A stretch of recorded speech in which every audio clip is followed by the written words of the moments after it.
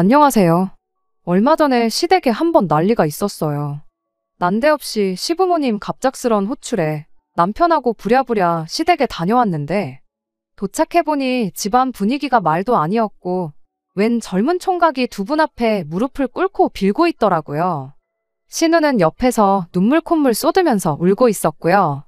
이게 무슨 상황인가 감도 안 잡혔는데 알고 보니 신우가 아주 대형 사고를 쳐버린 거예요. 속도 위반도 이런 속도 위반이 따로 없었죠. 우리 신우, 올해 나이 23으로 제 남편하고는 10살 차이, 그렇게 남들보다 느릿느릿 늦둥이로 태어났는데 늦게 태어난 만큼 과속을 즐기는 성격이었나 봐요. 아무튼 그나마 제가 듣기에 다행이라 생각했던 점은 그 남자가 군대를 다녀왔다는 사실이었죠. 적어도 신우 절해놓고 군대로 도망가지는 않겠구나 싶었거든요. 사실 이렇게 일이 꼬인 거 두 사람은 진작에 어떤 상황인지 알고 있었는데 보아하니 신우가 시부모님한테 혼날까봐 무섭다고 이야기하는 걸 계속 숨기면서 피해왔었나 봐요. 그런데 시간이 지나면서 배가 불러오니 더 이상 숨길 수 없는 지경에 이르렀던 거고요. 차라리 미리 말했다면 상황이 이렇게 되기 전에 손을 쓸 수 있었겠지만 그렇게 하기는 꿈도 못 꿀 만큼 시간이 지나버렸다는 게 오히려 두 사람한테는 독이 되었던 겁니다. 시댁이 난리가 난 상황인 건 알겠는데 솔직히 거기에 저희가 있어야 할 이유가 뭔가 싶긴 했습니다. 저희가 그 자리에 있는다고 뭐 해줄 수 있는 게 있던 건 아니니까요. 그냥 혹시나 머릿수라도 더 많으면 그 총각이 위압감이라도 더 느끼지 않겠나 싶어서 부른 거구나 싶었죠. 아니나 다를까 그 젊은 총각이 싹싹 비는데도 불구하고 시부모님이 엄청 호통을 치기 시작했어요. 우리가 이 결혼을 허락할 줄 알고 찾아온 거냐며 염치가 있네 없네 떠드시는데 솔직히 제 생각에는 그렇게 아무 결정권도 없는 총각만 닥달할 게 아니고 하루라도 빨리 그쪽 부모님 같이 해서 이야기 나누는 자리를 만드는 게 어떤가 싶었어요. 그래야 두 사람 어떻게 할지 이야기도 나누고 결혼을 시킨다면 하루가 아쉬운 상황이니만큼 결혼식 날짜부터 잡는 것이 더 나아 보였거든요. 솔직히 그렇잖아요. 결혼 안 시켜봐야 신우만 손해지 남자는 딱히 손해볼 게 없는 상황이니까 말이죠. 거기에 그 총각이 저한테까지 진심이 느껴질 만큼 두 분께 죄송하다 사죄하면서 꼭 따님, 그러니까 신우를 책임지고 평생을 행복하게 해주겠다 하고 있는데 내가 이 결혼을 허락해주겠냐, 내 눈에 흙이 들어가도 결혼만큼은 안 된다며 호통만 치면서 반대하실 게 아니고 신우를 생각해서라도 그쪽 집 부모님부터 모셔오라고 한 다음에 어른들끼리 이후 문제를 논의하는 게 맞다 싶었습니다. 하지만 끝까지 시부모님은 염치도 없는 게 어딜 찾아와서 빌고 있냐며 그렇게 싹싹 빈다고 니놈이 망쳐놓은 우리 딸아이 인생이 제자리로 돌아오겠냐며 끝까지 호통을 치면서 성질만 부리셨어요. 결국 끝까지 시부모님 마음을 돌리지 못하고 결혼 허락을 받아내지 못한 그 젊은 친구가 죄송하단 말만 반복하다가 혼나기만 더럽게 혼나고 별 소득도 없이 그렇게 집으로 돌아가고 말았죠. 그 젊은 총각이 나가니 화살이 신우한테로 돌아가서 이번에는 신우를 쥐잡듯 닥달하기 시작했어요. 그쯤 되니 진짜 저희는 이 자리에 왜 불렀나 싶더라고요. 그렇게 혼내기만 할 게 아니고 현실적으로 문제를 해결해야 하는 거 아닌가, 내가 나서서라도 시어머니한테 한마디 조언이라도 해야 하는 거 아닌가 하는 생각이 들던 찰나에 그 총각이 자기 부모님을 모시고 시댁으로 돌아왔어요. 가보겠다 말하고 집에서 나간 지 시간이 얼마 안 된 걸로 봐서 그쪽 집 부모님이 애초에 처음부터 시댁 근처에 와서 대기하고 계셨던 것 같더군요. 남자 쪽 부모님은 저희 시부모님하고는 다르게 이 상황을 현실적으로 해결하기를 바라시더라고요. 제가 생각했던 가장 이상적인 해결 방법이기도 했고 양가 어른들이 싸움판을 벌이는 게 아니라 한쪽이라도 정상적인 생각을 하고 있는 게 다행이다 싶었습니다. 당장 화가 나시는 건 이해한다고 하면서도 그래도 따님과 뱃속의 아이 생각하면 혼만 낼 게 아니고 하루라도 빨리 둘이 결혼부터 시키는 게 맞지 않겠냐는 이야기를 먼저 꺼내오셨어요. 그런데 시부모님은 두 분께 당신들은 뭘 잘했다고 우리를 가르치려 드냐며 역정만 더 내셨죠. 솔직히 따지고 보면 남자가 혼자 만든다고 만들어지는 것도 아니고 신우도 일조를 했으니 결과물이 나온 거 아니겠나요. 그런데도 자꾸만 큰 소리로 호통만 치고 있는 걸 보고 있자니 괜히 제3자나 마찬가지인 제가 다 조마조마하더라고요. 저러다 저 남자 부모님이 됐다고 그럼 양육비나 늦지 않게 보내면 되는 거냐고 하고 나올까 봐요.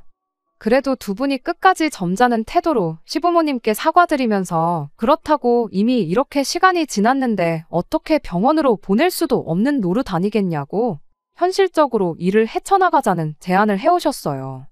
시부모님이 애들 학교도 졸업 못하고 머리에 피도 안 마른 거 결혼만 시킨다고 되겠냐고 계속 역정을 부리시는데 그쪽 집에서 정말 생각지도 못한 제안을 해왔습니다. 그 남자 쪽 아버님이 사업을 하나 하고 계신답니다. 정확하게 회사 규모가 얼마나 되고 그런 건 말을 안 했지만 대충 말하는 투를 들어보니 여유가 좀 있는 것처럼 보였어요. 제안한 조건도 파격적이었습니다. 당장 아들을 회사에 취직시키는 건 주변 사람들 눈도 있고 해서 안 될 것 같다고. 하지만 인맥을 총동원해서 자기 앞가림 할 수 있는 직장을 구하도록 만들겠다고요. 그리고 신우는 책임지고 당신들 회사에 취직을 시켜서 일을 할 수 있게 도와주겠답니다. 이야기 들어보니 아들한테 회사를 물려주겠다고 하는 소리나 마찬가지였어요. 당장 23밖에 안 된 아들을 회사에 입사시키면 다른 직원들 눈치도 있고 해서 그렇게는 못할 것 같고 같은 업종에 있는 회사의 낙하산으로라도 취직시켜서 경력 쌓게 만들고 직원들이 인정할 수 있을 것 같은 시점에 당신 회사로 불러들여서 일을 가르쳐 주겠노라고요. 팔은 안으로 굽는다지만 신우가 남편 동생이지 제 동생은 아니기 때문에 솔직하게 말씀드릴 수가 있는 게 솔직히 신우한테는 대박이나 마찬가지였어요. 신우가 뭐 얼굴 좀 이쁘장한 거 말고는 별 볼 일 없거든요. 그런데 어차피 이렇게 된 거 23살 나이에 애엄마 되는 건 신우 청춘을 생각하면 안타깝지만 몇 년만 고생하면 사장 사모님 소리 들으면서 호강하며 살 수 있을 것 같은데 그리고 남자친구도 보아하니 사고는 쳤을지언정 끝까지 신우 책임지겠다 하고 시부모님께 사과드리고 있는 모습만 봐도 정신머리 하나는 제대로 박혀있는 친구처럼 보였거든요. 어디 길거리에서 칠렐레 팔렐레 하고 다니는 양아치 한량들보다야 훨씬 괜찮은 사람처럼 보였고 저부터가 시어머니한테 딴 생각하지 마시고 무조건 저 남자 잡아서 신우 시집 보내시라 조언을 해주고 싶은 지경이었어요. 처음에는 뱃속에 아이고 뭐고 신우는 머리 깎아서 내쫓아버리고 내 딸 앞길 망친 이 녀석은 평생을 두고 저주하겠다는 식으로 억지 부리면서 큰소리치던 시부모님도 막상 그쪽 집에서 신우 직장도 만들어주고 아들도 미래의 사장이 될 수 있게 그 밑바탕을 마련해주겠다는 제안을 듣고 나니 생각이 달라지셨나 보더라고요. 그러더니 누가 봐도 너무 속이 보이는 행동을 하기 시작했어요. 애들이 일자리만 생긴다고 해서 다 되는 거냐고 하면서 결혼하고 곧바로 애도 태어나는데 애 키우려면 둘이서 살 집도 필요하고 차도 필요하고 그런 거 아니겠냐는 말을 꺼내더라고요. 시부모님 딴에는 최대한 태어날 아이를 위해서 그러는 것처럼 돌려 말한 것 같지만 그 또한 누가 들어도 보아하니 그쪽 집 돈 좀 있는 집 같은데 이왕 해주는 김에 집도 해주고 차도 해줄 거냐. 대놓고 물어보는 거나 마찬가지였습니다. 제가 다 얼굴이 화끈거릴 지경이었지요. 속이 뻔히 보이는 시어머니 질문에도 그분들은 끝까지 점잖은 말투로 다른 사람도 아니고 자식이고 손주까지 걸려있는데 그런 건 당연한 거 아니겠냐 하시며며 밑도 끝도 없는 시부모님 억지를 다 받아줬어요. 이쯤 되니까 신우가 속도 위반으로 인생을 망친 게 아니고 인생 대역전을 했구나. 시부모님 위해서 로또를 뽑아왔구나 싶었습니다. 신우가 그동안 하고 다니는 행실을 봐선 꼭 저 남자가 아니라도 언젠가 같은 이유로 다른 사람이 와서 똑같은 장면을 보여주고 있었을 수도 있겠다 싶었거든요. 그런데 어떻게 운이 좋게도 책임감 있고 거기에 든든한 부모님까지 있는 사람이 당첨됐구나 그런 생각이었어요. 아무튼 그날은 그렇게 마지막에 가서 극적으로 이야기가 좋게 마무리가 되었습니다. 그 집 식구들이 돌아가고 나서 직전까지 있던 소란은 온데간데없고 한 5분 정도 집이 조용했어요. 불과 몇 분 전까지만 해도 신우 보고 정신 나갔냐, 머리 빡빡 밀어서 집에서 쫓아내버리겠다 하던 시어머니가 신우한테 넌지시 묻더군요. 그래서 그 집에 돈이 좀 있는 건 진짜냐고요. 대놓고 물어보는 시어머니도 대단했지만 돌아온 신우의 답 또한 대단했습니다. 잘 모르겠대요. 그냥 친구들하고 술 먹다가 합석해서 처음 알게 된 사람이고 그 후로 서너 번 만난 게 전부였대요. 저도 아직 제 나이가 30대 중반이긴 하지만 저 스스로 제 자신이 요즘 젊은 사람이라고 나름 열려있는 사람이라고 생각했는데 이런 데서 진짜 요즘 젊은 사람들과 저 사이의 세대 차이를 느끼게 될 줄은 생각도 못했습니다. 아무튼 그동안 몇 번 만나면서 돈 씀씀이 보면 아예 없지는 않은 것 같은데 확실히는 모르겠다는 게 신우의 대답이었어요. 그런데 난데없이 시어머니의 화살이 뜬금없이 불려온 저한테로 돌아오더라고요. 한다는 소리가 사업한다는 사람 말을 도통 믿을 수가 있어야지 하면서 저를 흘긋 쳐다보는 겁니다. 그 순간 저도 할 말은 많았지만 그냥 아무 말 않고 넘어갔어요. 어차피 더 떨어질 정도 없는 시어머니였는데 그마저도 사라질까 봐서 그냥 한 귀로 듣고 한 귀로 흘렸습니다. 시어머니가 사업하는 사람 말을 믿을 수 없다는 말을 꺼낸 게 저희 친정 부모님을 두고 말한 거나 마찬가지였거든요. 저희 부모님이 인테리어 관련 사업을 하셨었어요. 남편은 저희 부모님 때문에 처음 만나게 되었고요. 남편이 어쩌다 보니 저희 부모님 밑에서 아르바이트를 했는데 그때 저희 부모님이 남편을 엄청 좋게 보셨었어요. 그리고 요즘 저렇게 건실한 청년을 본 적이 없으시다며 남편을 소개시켜 주셨고요. 실제로 남편은 가진 건 없을지라도 사람이 참 좋았고 그게 인연이 다 결혼까지 하게 되었습니다. 결혼한 지는 벌써 5년이 되었어요. 저희가 20대 젊은 나이로 결혼을 하게 된 것도 다 이유가 있어요. 신우처럼 속도 위반으로 결혼한 건 아닙니다. 원래 저희 결혼하면서 친정 부모님이 당시 금전적인 여유가 되셔서 저희 신혼집도 마련해 주시기로 했고 내친 김에 남편도 후계자로 키워서 사업을 물려줘야겠다는 게 원래 계획이었거든요. 그런데 저희 결혼식 올린 직후부터 갑자기 아버지 사업이 원치 않은 방향으로 흘러가다가 결국 문을 닫게 되었어요. 살던 집이며 타고 다니던 자동차부터 해서 집에서 쓰던 숟가락까지 싹 다 정리해서 빚을 갚으셨고 그렇게 모든 걸 정리하고 고향으로 내려가시게 되었습니다. 그래도 저희 해준 신혼집만큼은 건드리시지 않았어요. 그거 정리했다면 고향으로 가시는 게 아니고 여기서 재기에 도전해 보실 수도 있었을 텐데 자식한테 줬던 걸 다시 가져갈 수는 없다며 거기까지는 하지 않으셨지요. 얼마 남아있지 않았던 대출은 제가 벌어서 제가 갚고 있고요. 바쁘게 사느라 그래도 아직 저랑 남편 사이에는 아이가 없고요. 그런데 이렇게 23 신우가 먼저 시부모님께 손주를 안겨드리게 될 줄은 생각도 못했네요. 아무튼 그렇게 저희 부모님 사업이 문을 닫게 되면서 남편을 후계자로 키운다는 말도 자연스럽게 없어지게 되었고 덕분에 저희 부모님 믿고 취직 안 하고 있던 남편이 새 직장을 구한다고 한동안 고생을 했었네요. 그리고 시부모님은 그 일을 가지고 마음에 두고 있던 거였어요.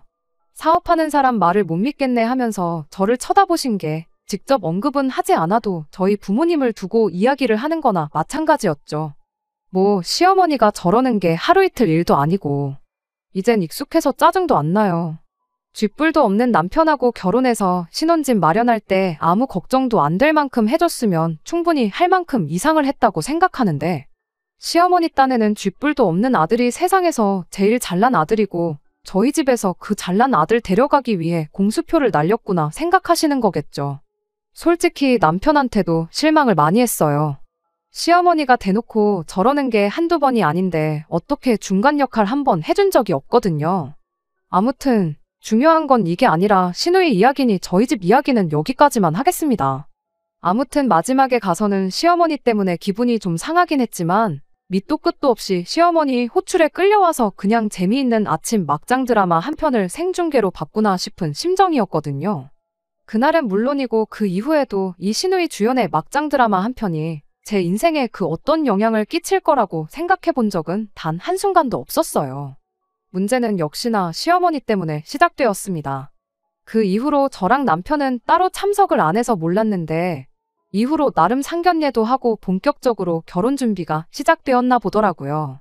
신우가 배가 조금 많이 불러있던 상황이었던 것만큼 신우도 그렇고 그쪽 집도 그렇고 하루라도 빨리 서둘러서 결혼식을 올리고 싶었나 봐요. 신우도 하루라도 날씬하고 이쁠 때 결혼하고 싶을 테고 그쪽 집도 아들이 23 나이로 장가가는 게 속도 위반 때문이다 대놓고 광고하고 싶지 않았던 것 같고요. 그리고 그날 이야기 나눈 대로 신우는 정말 몸만 가면 되는 상황이었다 보니 그쪽 집에서 집이며 차며 해주기로 약속했던 것들을 알아서 준비를 했는가 보고요. 그런데 막상 해주기로 했던 것들이 시어머니 딴에는 썽에 차지 않았던 게 문제였습니다. 신우가 비록 생각은 없을지언정 시어머니처럼 욕심이 많은 사람은 아니었어요. 집이니 차니 그런 것도 잘 몰랐고요. 보아하니 신우는 해주는 것에 대해서 아무 불만이 없어 보였는데 그날 이야기가 쉽게 풀렸던 만큼 시어머니 딴에는 조금 더 푸시하면 원하는 대로 다 받아낼 수 있다고 생각을 했나 봅니다. 그쪽 집을 사돈이 아니라 무슨 금 나와라 뚝딱하면 나오는 도깨비 방망이 쯤으로 여겼던 거죠. 그러니 그쪽에서 미리 구해준 시세 3억 정도 하는 경기권 아파트도 마음에 안 들었고 3천만 원 하는 국산 중형차도 마음에 안 들었던 겁니다. 그렇게 며칠 전 시어머니가 또 난데없이 저희를 호출해 왔어요. 신우 결혼 때문에 저희들 도움이 필요하다고 하는데 보아하니 또 머릿수 채우는데 필요해서 우리를 부르시는구나 싶었습니다. 그때는 그저 우리 시어머니가 또 무슨 재미난 막장 드라마 한 편을 구경시켜 주시려나 싶었어요. 실제로 그 자리에서 그 과정 자체는 정말 구경하는 맛이 있었고요. 시댁에 도착하니 아직 그쪽 집 사람들은 도착을 안 한 상황이었습니다. 역시나 시어머니, 머릿수 때문에 저희를 부르셨던 거였지요. 무슨 이야기가 나오건 간에 우리한테 유리한 쪽으로 이야기하고 중간중간 추임새도 한 번씩 잘 넣어달라고 부탁을 하더라고요. 그리고 이번에는 나름 그쪽 집 식구들 오기 전에 저희한테 먼저 어떻게 하는 게 좋을지 조언도 구하셨어요. 조언이라고 해봐야 저한테는 아무것도 묻지 않았고 남편한테 하나 물어본 게 다긴 했지만요. 질문은 요즘 차가 어딨게 좋냐는 질문이었습니다. 국산 중형차는 요즘 개나 소나 다 타고 다니는 건데 폼이 안 나지 않겠느냐. 그리고 어쩌다 우리가 빌려 탈 수도 있을 텐데 요즘 폼나고 좋은 차가 뭐 있는지 좀 알려달라 남편한테 물으시더라고요. 남편은 그런 시어머니 질문에 몇 년 전부터 자기가 타고 싶어 하던 국산 프리미엄 대형차 이름을 댔어요. 그러더니 시어머니한테 혹시 나도 가끔 빌려 탈 수 있겠느냐 묻길래 제가 남편 허벅지 한번 꼬집고 주책 좀 부리지 말라고 한마디 했죠. 시어머니는 그래도 1억은 넘는 차를 타고 다녀야 남들한테 자랑도 좀 하고 그러지 않겠냐며 외제차 좋은 거 알고 있는 거 없냐고 또 물으시더라고요. 남편은 기어이 그 차를 빌려서라도 한번 타고 싶은 생각이었는지 외제차 이름을 대는 대신에 그 차의 장점에 대해서 열변을 토했습니다. 그 차가 요즘 젊은 사람 어른들 두루두루 다 선호하는 차고 옵션 이것저것 다 넣으면 1억 정도 할 거다 하면서 말이죠. 1억은 넘는다는 말에 시어머니가 만족했는지 그럼 차는 그 정도로 하면 되겠다고 한마디 하시곤 이어서 신우한테 질문을 하셨어요. 얼마 전 계약했다는 그 집은 가봤냐고요. 신우는 가봤는데 지은 지 몇 년 안 돼서 깨끗하고 평수는 좀 작기는 한데 단지에 바로 학교며 유치원이며 다 붙어 있어서 좋아는 보이더라 대답을 했습니다. 제가 보기에는 신우가 나름 만족해하는 것 같은데 시어머니가 신우한테 사람이 그렇게 쉽게 만족하면 안 된다. 욕심이 있어야지 발전이 있는 법이라며 신우한테 인생의 교훈을 전수해주고 있었어요. 보아하니 해준다는 집도 차도 마음에 안 드니 더 좋은 걸로 해주시라 요구하시려는 것처럼 보였습니다. 저희를 부른 것도 이런 식으로 협상을 하는 자리에선 내 편이 많아야 유리하게 흘러가지 않겠나 생각하셨던 것 같아요. 그러니 옆에서 추임새 좀 넣어봐라 그런 부탁을 하셨던 걸 테고요. 그러던 중 남자 쪽 식구들이 시댁에 도착을 했습니다. 무슨 일로 이렇게 온 가족을 보자고 하시냐 하는 걸 보니 앞으로 펼쳐질 이야기는 모른 채 영문도 모르고 만나자고 해서 나오신 것 같아 보였어요. 아니나 다를까 시어머니가 대본의 본론부터 꺼내시더군요. 사돈은 태어날 손주가 별로 이쁘지 않으신 것 같다면서 말이죠. 그쪽 집 분들 표정을 보니 시어머니가 어떻게 나오시려는지 대충 감은 잡은 듯 보였습니다. 사업하시는 분들이라는데 그 정도 눈치는 당연히 있으셨겠죠. 누가 봐도 시어머니가 뭘 더 요구할 것처럼 보였으니 말입니다. 대번에 그게 무슨 말씀이시냐고. 애들 결혼하는데 집도 해주고 차도 해주고 결혼 비용도 전부 다 해주고 방금까지만 해도 계약해놓은 집에 살림살이 채워넣을 거 보고 계셨다며 이만큼을 해주는데도 왜 그런 생각을 하시냐고 시어머니가 다른 말을 못 꺼내도록 선수를 치면서 대답을 해오셨어요. 시어머니도 그쪽에서 이렇게 나올 줄 어느 정도 예상은 하고 계셨는지 이미 대비를 다 하고 있었다는 투로 자연스럽게 질문을 이어갔습니다. 요즘 같은 저출산 시대에 이렇게 애부터 낳고 결혼하는 애들이 또 어디 있겠냐. 애들이 나이도 어리고 그만큼 앞으로 셋넷은 더 낳을 수 있는데 집도 너무 좁고 차도 너무 작은 거 아니겠냐며 애들이 행복하게 살면서 애국도 할 수 있게 이왕 쓰시는 거 조금만 더 쓰시는 게 어떻냐고요. 밑도 끝도 없는 말도 안 되는 질문에 그쪽 부모님 안색이 곧바로 어두워지는 게 약간 역시나 올 게 왔구나 하는 표정이었습니다. 시어머니는 당신이 기세를 탔다고 생각했는지 곧바로 질문을 이어가셨죠. 뉴스 보니 요즘 애들이 아주 보통이 아니더라시면서 타고 다니는 차나 집 가지고 등급을 나눈다더라 하는 이야기를 꺼내시는 거예요. 대놓고 말은 안 했지만 꺼낸 말 전부 집도 큰 집으로 다시 구해주고 차도 더 좋은 걸로 바꿔달라는 소리나 마찬가지였죠. 그쪽 집에선 애들이 사는 집 가지고 등급 나누고 하는 거 진짜로 그러는지는 모르겠지만 아직 아이가 태어나지도 않았는데 갓난쟁이들이 그러진 않을 거 아니냐시며 못해도 초등학교 고학년은 돼야 그런 거 인지하고 그럴 것 같은데 그날이 올 때까진 아직 10년도 더 남았으니 애들이 자력으로 노력해서 좋은 집, 좋은 차 사면 되는 거 아니겠냐고 처음부터 전부 다 해주는 게 아니라 그만큼 성공할 수 있게 앞에서 끌어주고 뒤에서 밀어주는 게 우리 역할 아니겠냐고 한마디 하시더군요. 그리고 요즘 이만큼이나 부모 지원받고 결혼하는 애들도 많지 않을 거다시면서 시어머니의 제안을 정중하게 돌려서 거절하셨어요.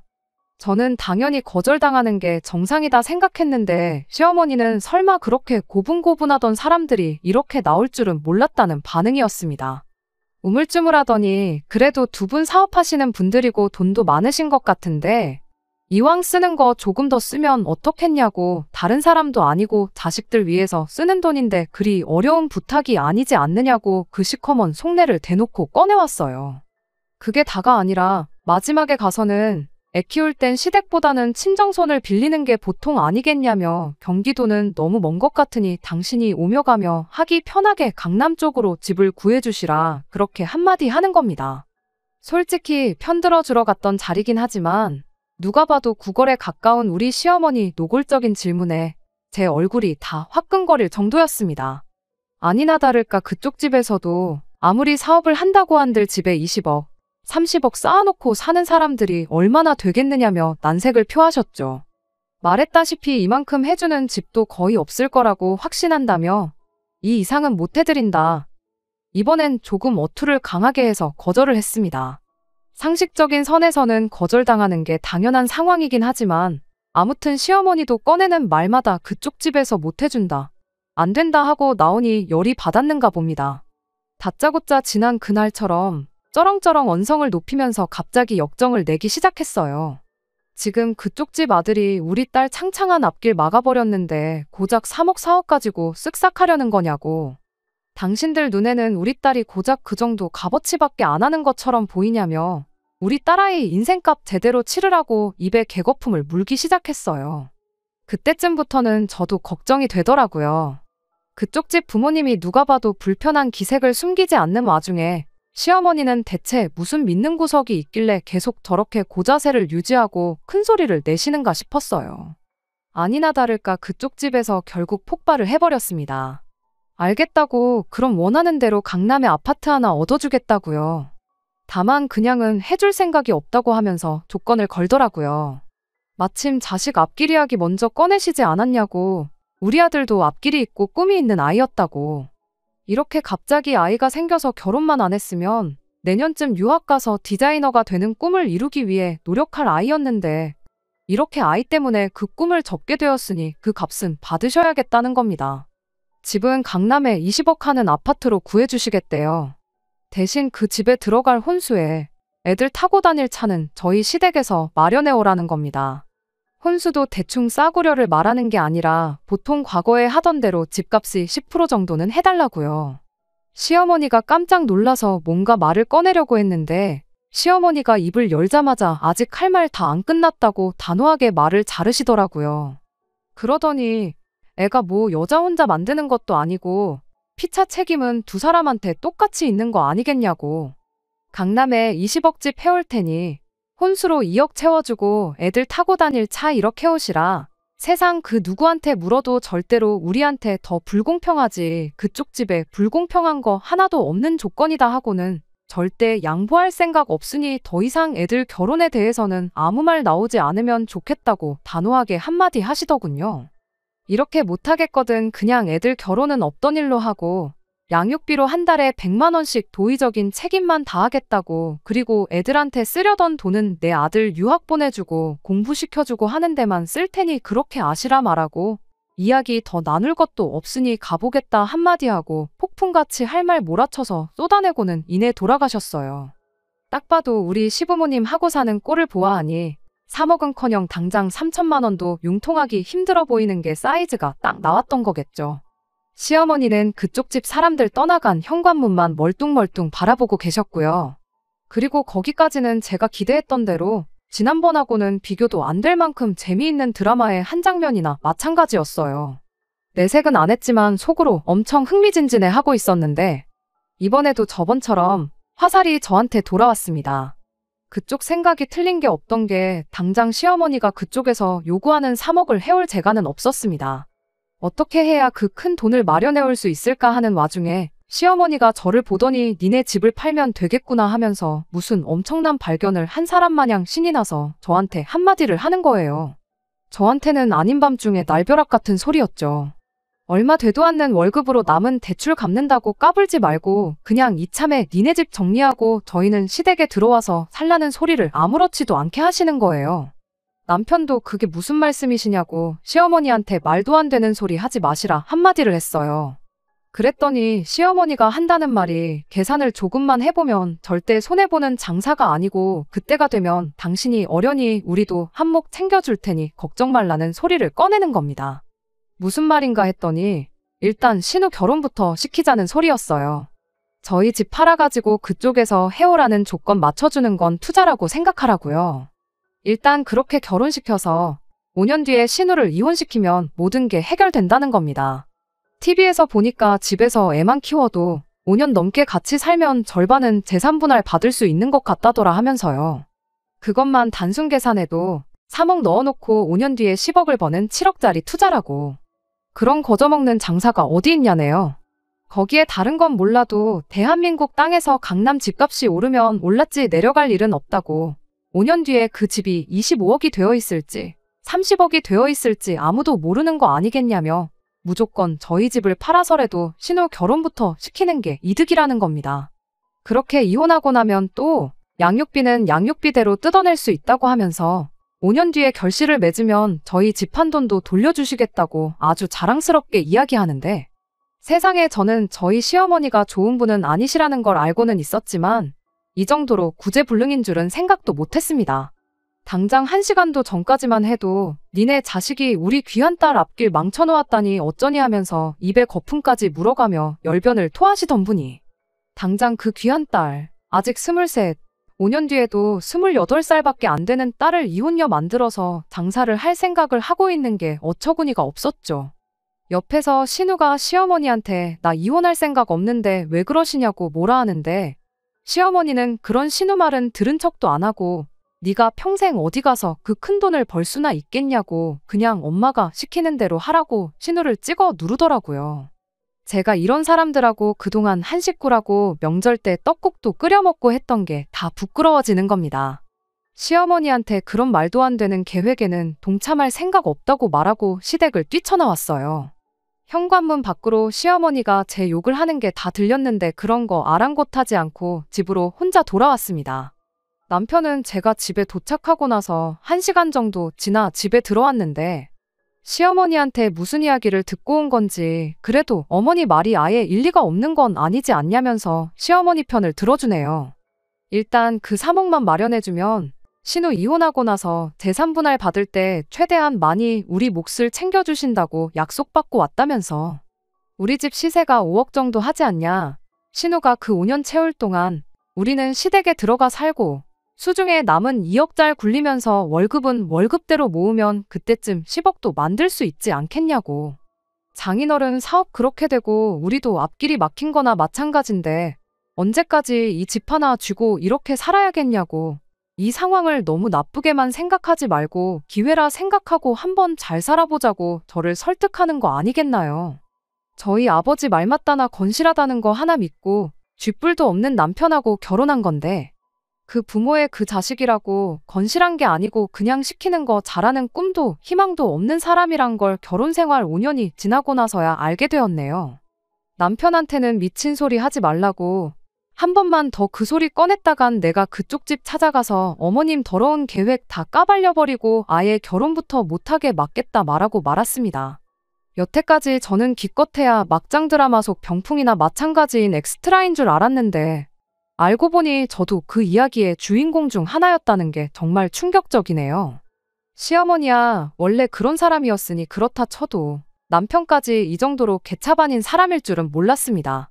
사람 정말 다시 볼 일이고 앞으로 내 인생은 어쩌나 싶네요. 안녕하세요.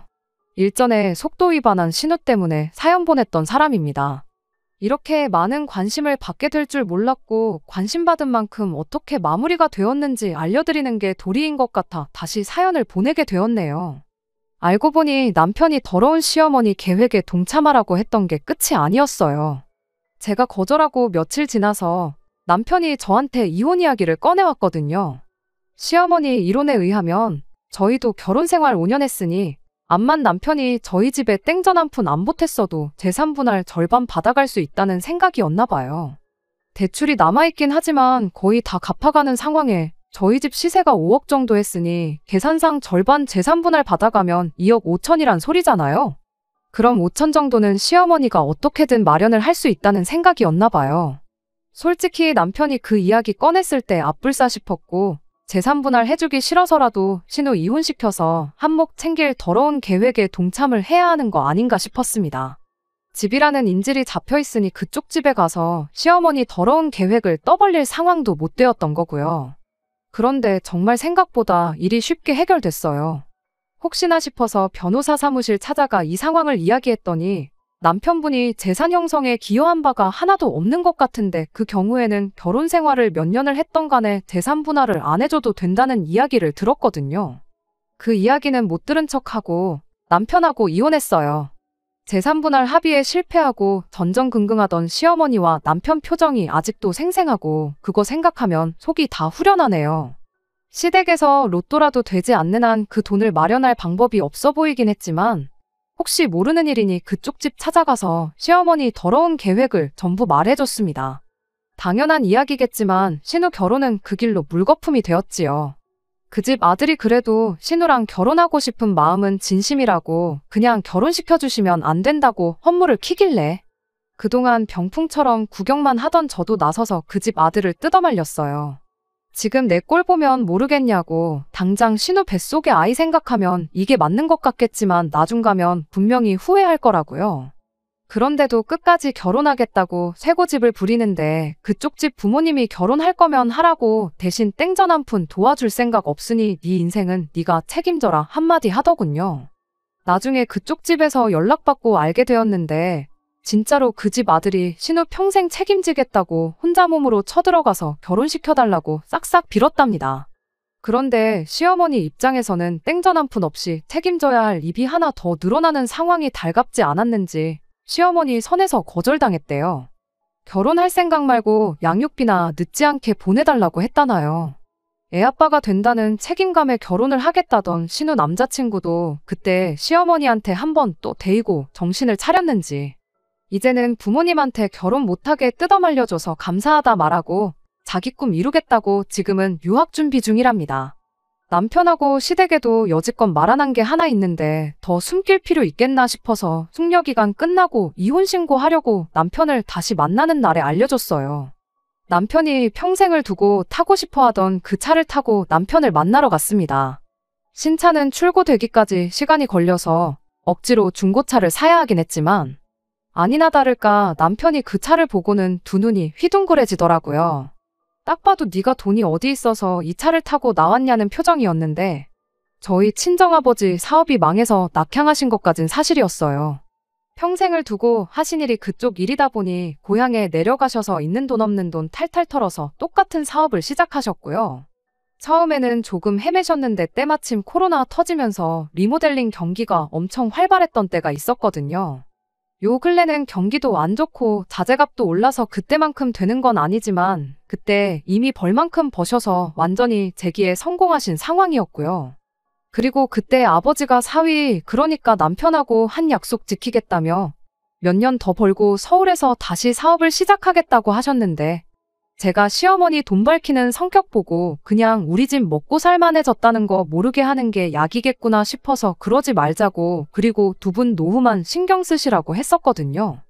남편에게는 저희 집에 대해서 거짓말을 한 거나 마찬가지였지만 우리 집 망하고 남편이 시어머니 눈치 본다고 처가에 하나도 신경 안 쓰고 대출도 내 돈으로만 갚게 하고 지 돈은 버는 족족 시댁에 퍼다 날랐는데 오히려 그렇게 숨긴 게 지금에 와서는 약이 되었네요.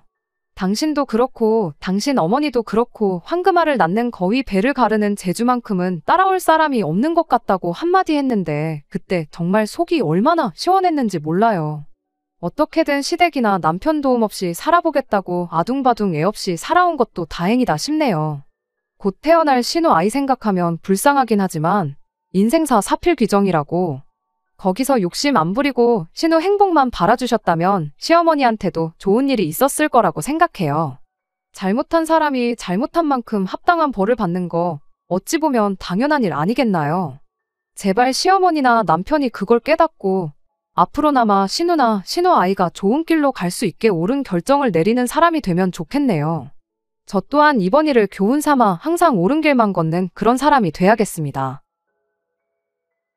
끝까지 들어주셔서 감사합니다. 오늘의 사연은 여기까지입니다. 구독과 좋아요, 알람 설정 부탁드리고 더 좋은 사연으로 다시 찾아뵙겠습니다. 감사합니다.